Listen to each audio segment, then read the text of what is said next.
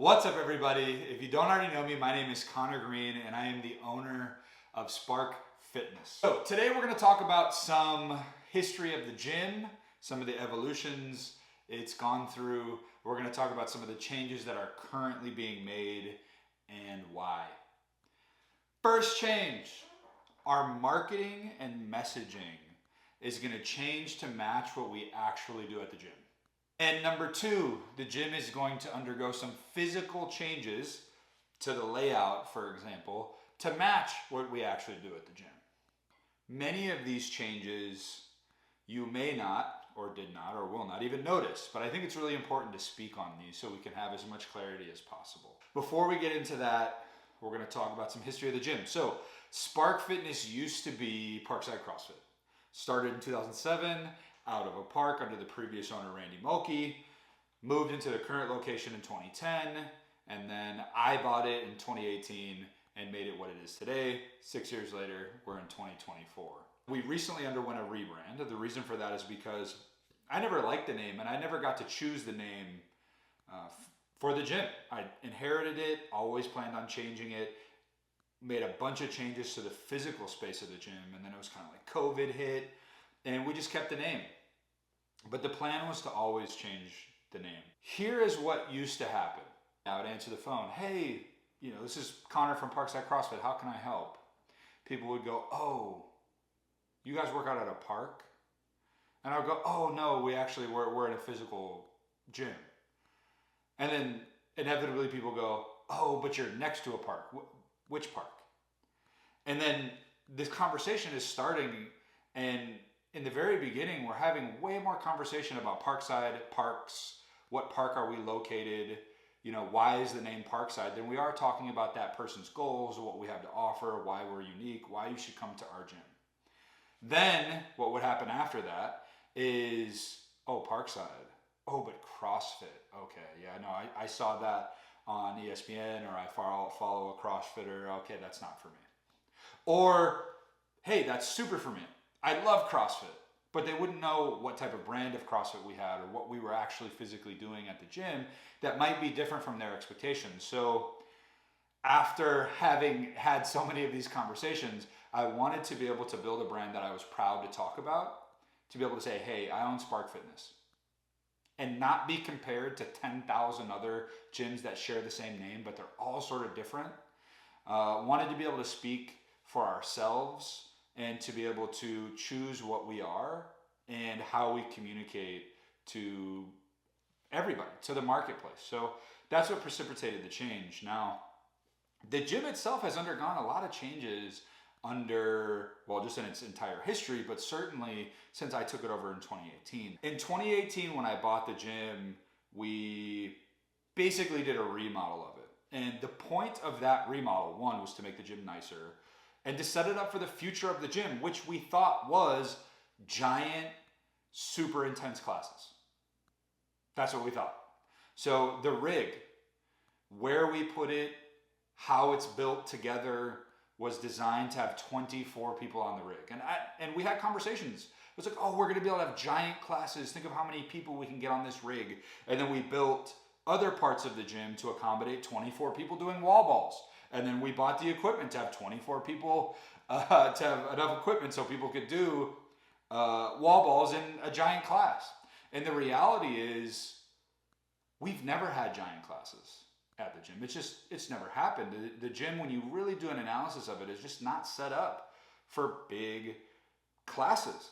We have, 1,800 square feet. The big class thing was never going to happen. Even at our absolute peak, when all we cared about was giant classes, our average class size was about 4 in there. And we might have that one class that would get 13 or 14 occasionally, and maybe it averaged 8.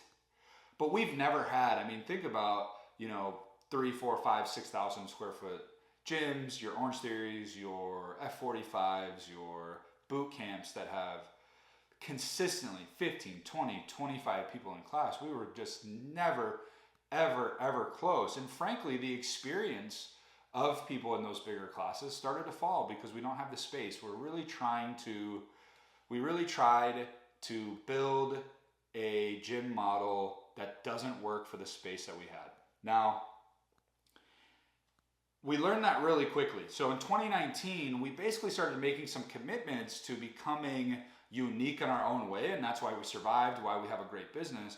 But those commitments were kind of putting together the parachute as we were falling, as we jumped off the cliff. They were things that we did to survive and thrive where we were that kind of happened organically, but were never really made official, and that's what we're going to make official in our messaging. There were really 3 things we decided to do differently. Number 1, we committed to low volume training or minimum effective dose training in comparison to the vast majority of gyms like ours. We just don't do workouts with thousands of reps. We just don't do workouts with hundreds of pull-ups and hundreds of squats and 58-minute AMRAPs and have people at the gym 2-3 sessions a day training more. We do the minimum amount of training for the maximum amount of results. It's just like medicine.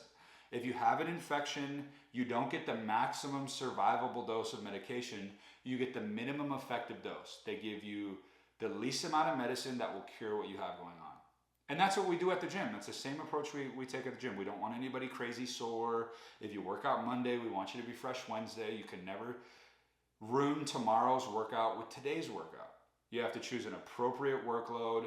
You're never painfully sore. You can have a really high quality life outside of the gym. You can have a demanding job, a very demanding job. You can be a construction worker and not worry about training at our gym because you're not going to be so sore you can't perform on your job site. We almost never get any injuries, and that was a serious thing when we were Parkside CrossFit that I constantly had to try to fight people over, is that CrossFit is dangerous. I had to fight doctors over it. People are like, oh yeah, my knee hurt, even though it had nothing to do with the gym.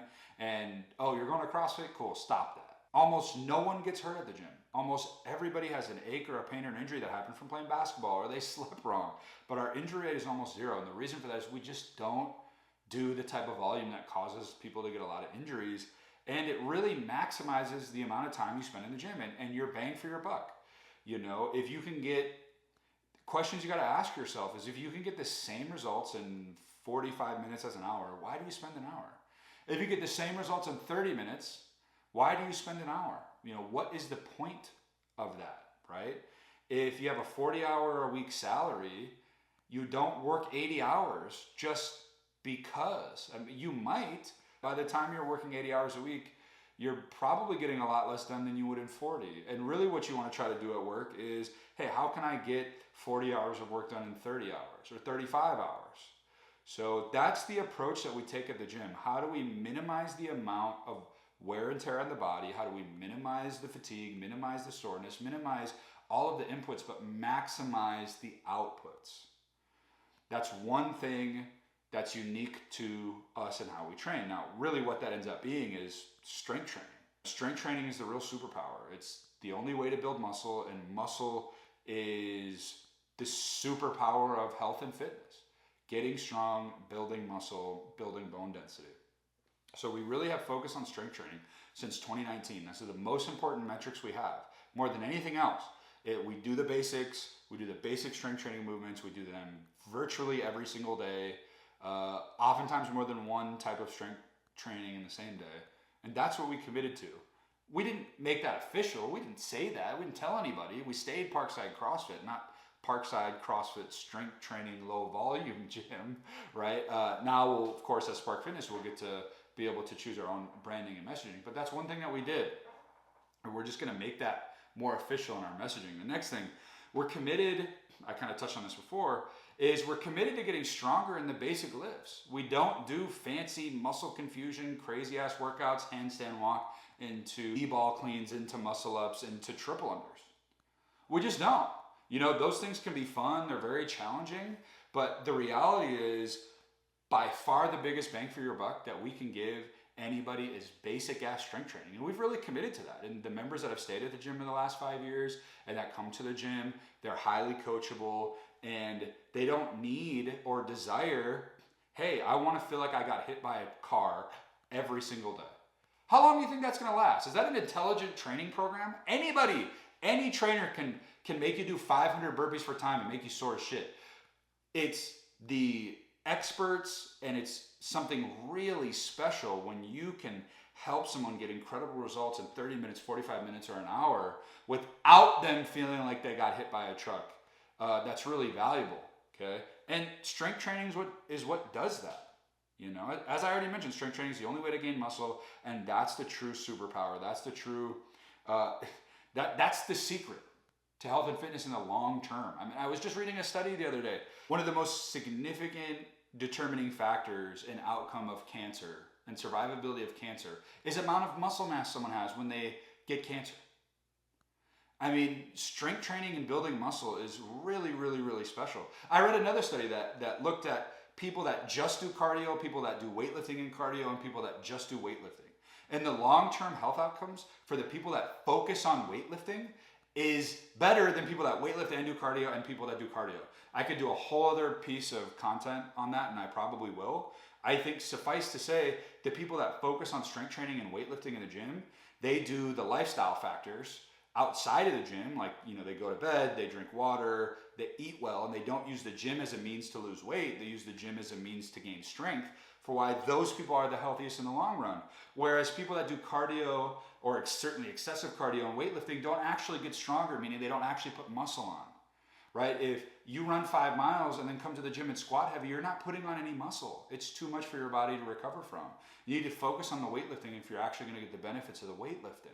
And obviously, if people are just doing cardio, at a certain degree, you know, who wants to run 5 miles a day, 7 days a week for the rest of your life? You're not going to have any hips or knees or anything left. Long story short, strength training is what we're committed to, because that's how people put on muscle. It's how people put on muscle effectively. Again, we haven't really made that super clear in our branding or marketing. Next thing is we've committed to one-on-one training and small group training. We are effectively a personal training gym. And we just haven't said that.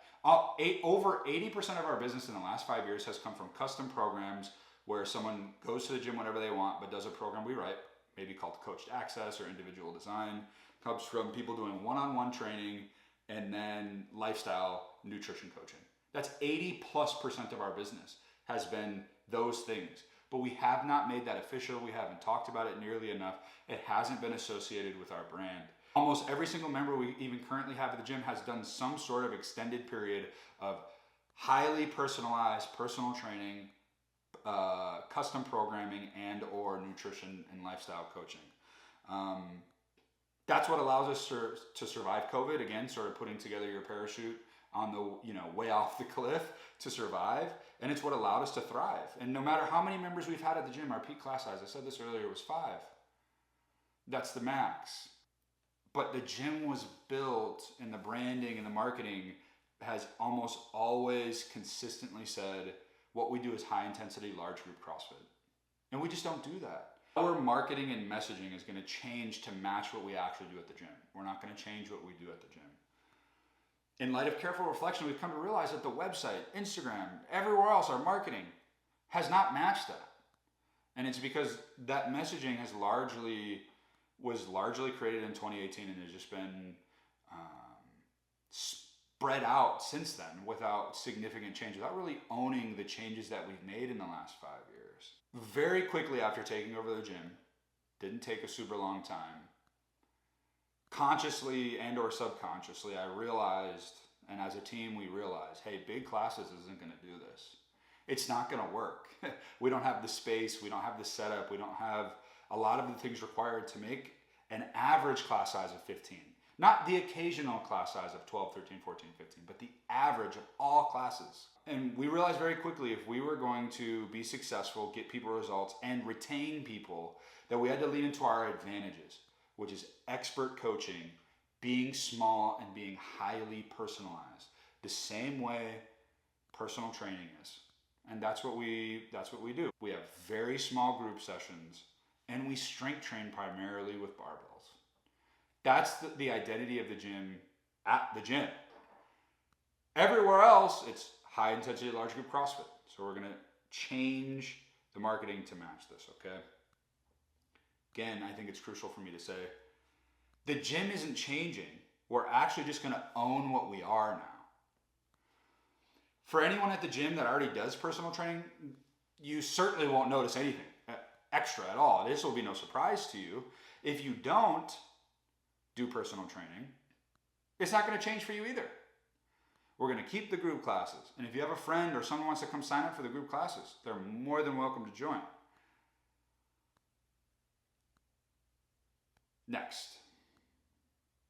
the gym is going to undergo physical changes to actually support the business model that we have. As I was saying a little bit earlier, we committed to strength training, we committed to personal training, custom programs, nutrition coaching. We've committed to being small. We've committed to using barbells and trying to help people get stronger. That's become our niche in the business and why we've been able to survive and why we've been successful. Over the next few months, we're going to experiment with rebuilding the gym space, okay? Nothing is off limits, and I mean that. Your favorite piece of equipment might just disappear, okay? And it might not ever come back.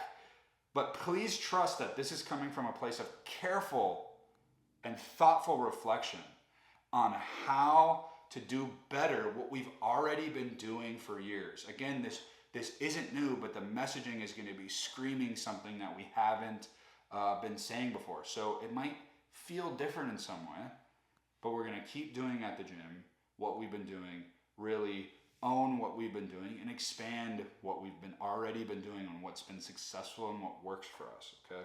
So I can see from a member's perspective that the gym's layout might be perfect for what we do. But from the operator's perspective and staffing perspective, it's highly inefficient.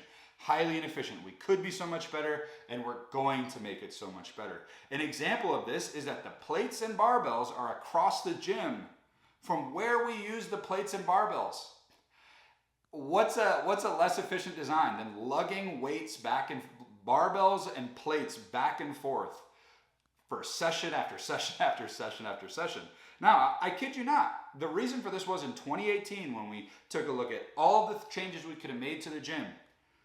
There was an actual conversation had where it was, do we want to maximize the open gym space so we can have as many people in class as possible, or do we want to make it super convenient for the barbells and plates to be brought up?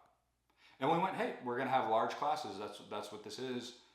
We're not going to strength train that often, once a week or so. So it's not going to be a big deal, except that's not what we do. We strength train every single day. All of our clients strength train every single day. So it's a super inefficient back and forth. And I have an entire list of things. Like our business model just doesn't match. It's like we got a barbecue restaurant, but we're trying to operate that out of McDonald's. They're both have their places, but you can't try to run a barbecue place with a McDonald's setup. You have to change the setup of that restaurant to be efficient. So that's what we're going to be doing. One thing to note, we won't be able to announce every single change or every single piece of movement of equipment or every single piece of the layout that might change. Okay, you might come into the gym and the whole rig moved from the day before. Okay, nothing's off limits. We are going to find the best configuration for the gym and what we are already doing. If we make a change and it doesn't actually meet that goal, if it doesn't provide a better member experience, we'll move it back. Nothing's going to be permanent, okay? But you might see all kinds of stuff change at the gym. And I think as a final note, sort of as a side note, I can leave people with here is on ownership side of things, we've really been trying to figure out what's our identity and not choosing our identity from the outside looking in, but going, what have we been doing that has worked so well in the last 5 years? And putting a name to that and putting structure to what we already do so well. And then putting that into our brand and communicating that with not only our members, but potential clients and the marketplace as a whole. And some of that has involved making decisions that have been hard. Some of that has involved making a decision and then halfway through that decision realizing, hey, maybe that's not the right thing to do. Maybe we should do something else, right? And we're reaching a point now where it's becoming very clear where our place is in the health and fitness space. And we're doubling, tripling, quadrupling down on that. And we're going to add even more structure to our offering, even more detail to our offering. We're gonna really lean into this is what we do and this is why it's so great. Instead of Parkside CrossFit, it's super intense, crush yourself workouts done in a communal environment at the gym with 15 other people. Come and sign up for an intro. And then during that intro process, it's like, hey, actually, we don't really do that. Hey, actually, people don't get hurt here. Hey, actually, we do basic barbell training. That's kind of what everybody does. Hey, we actually have custom program. Hey, we do nutrition code. Hey, we do all this stuff.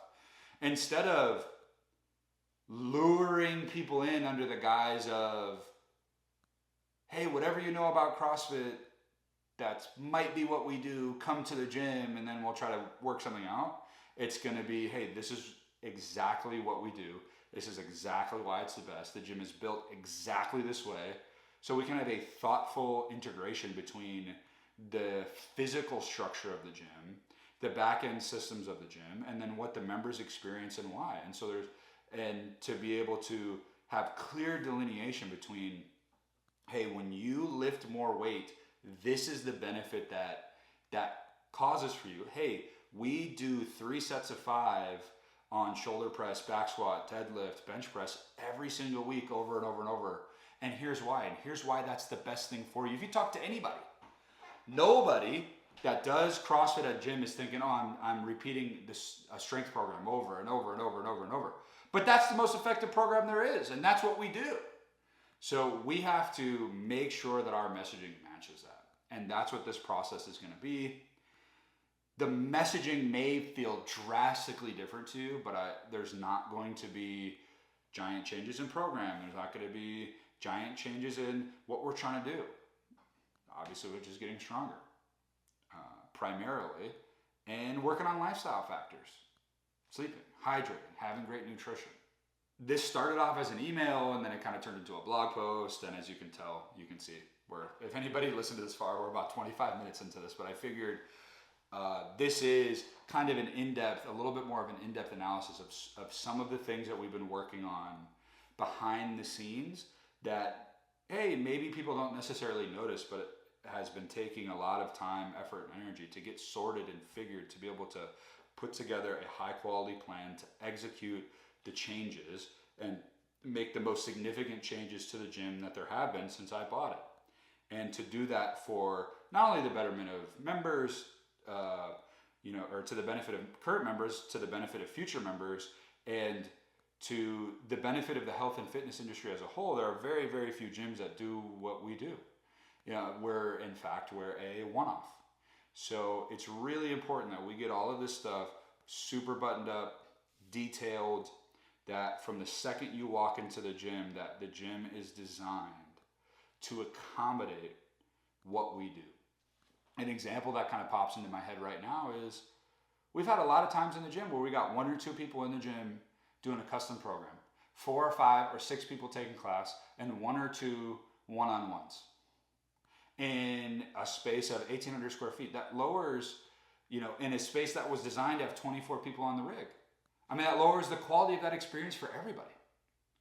So there are better ways that we can do this, so we can have our coached access / custom program people have a tremendous experience. And so we can have our one-on-one clients and really small group clients have the high quality experience that they're accustomed to having. So I look forward to making this happen, reflecting on this in the future, and announcing some more changes and info as I have it. If you have any questions, you can feel free to email me, hit me up on Instagram, shoot me a text if you have my number. I'm way more than happy to chat with anybody about this. My name is Connor. I'm the owner of Spark Fitness, and I am signing off from this video. It's way, way too long already. So I hope to see you around the gym. Again, if you have questions, let me know. Bye-bye.